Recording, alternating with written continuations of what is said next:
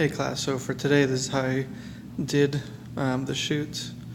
I went ahead and got the strobes on, just some flashes actually. Went ahead and put the gels on, used an orange gel on this one, and then on this other one I used 3 blue gels to get the correct amount of blueness that I had wanted to get. I had the flashes synced up here to a remote.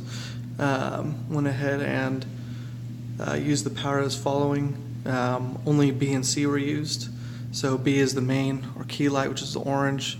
Fill light was taken a little bit farther back, but powered up since it is farther away. I went ahead and I did meter this. The metering was at 1/30th of a second, ISO 100 at f1.8. This is a 1.8 max aperture lens. And let's take a look here. So this is how it would look using the settings suggested by the light meter. However, I didn't really like it, to be honest. It was just too bright. I was losing a lot of color, a lot of contrast I was wanting to get out of this photo. You can see there's a lot of white on my hand and on the face. There's barely any blue on the back of the head, and on the shirt and on the arm there's very little orange as well.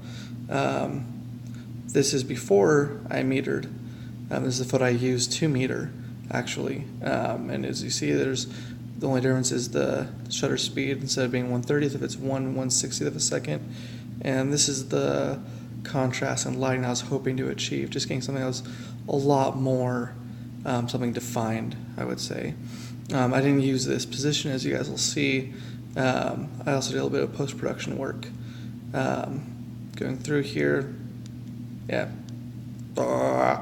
Anyways, so this is the look that I was going for. I wanted to get a lot of blue light on the back, a lot of orange light on the front. I wanted to use additive color where, it's how do I say, it benefits one another, the orange light and the blue light.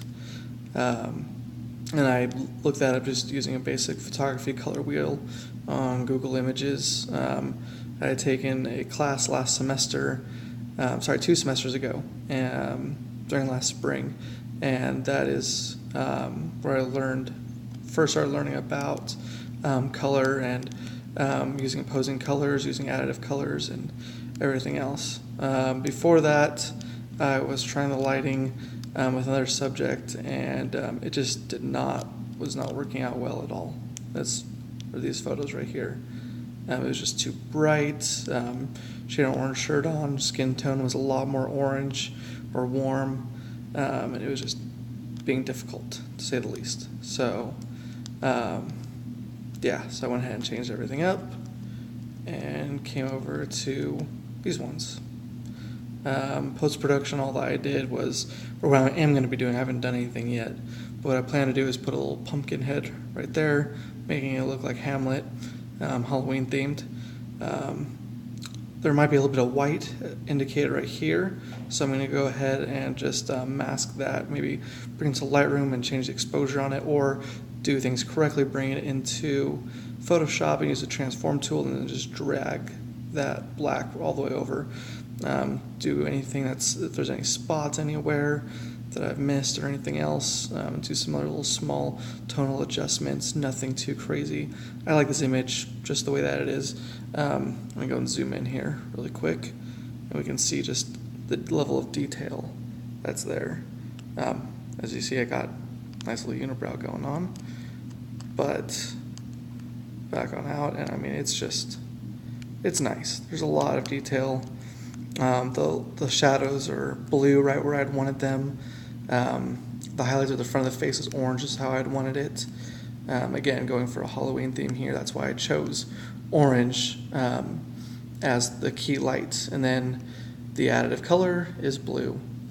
So there wasn't really a choice there. I could have done something artistic, but that would have been incorrect as far as additive color goes.